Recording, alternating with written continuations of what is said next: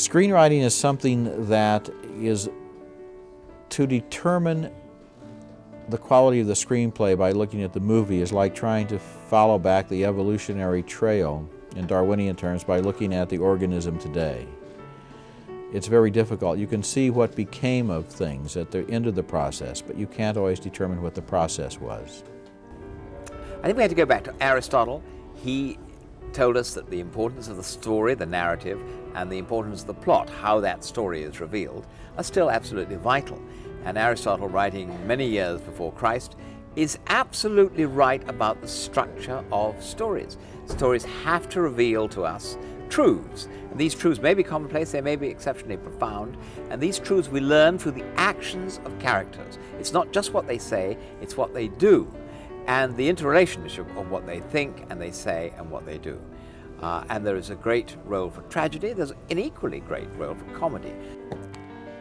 So what can the critic do? When you look at a movie and it's written and directed by the same person, then that's a clue that to some degree you are seeing the screenplay the director intended because he directed his own screenplay. He may have made changes, but he was making changes as the artist.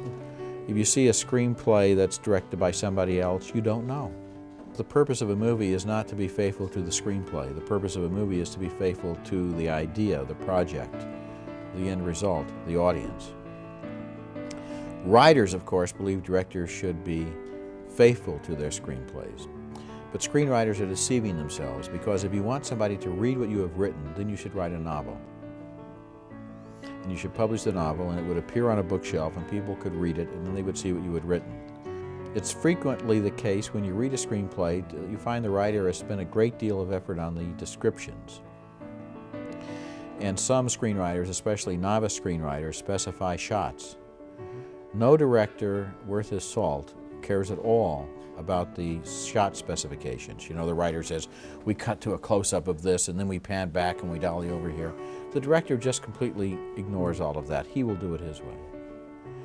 And as for evoking the sight of the moonlight on the bay or the thunder on the mountain or whatever else the description is, it's meaningless because somebody's going to point a camera at something. Whatever the camera records, that's what you're going to see. You're not going to see the description of it that's on the page.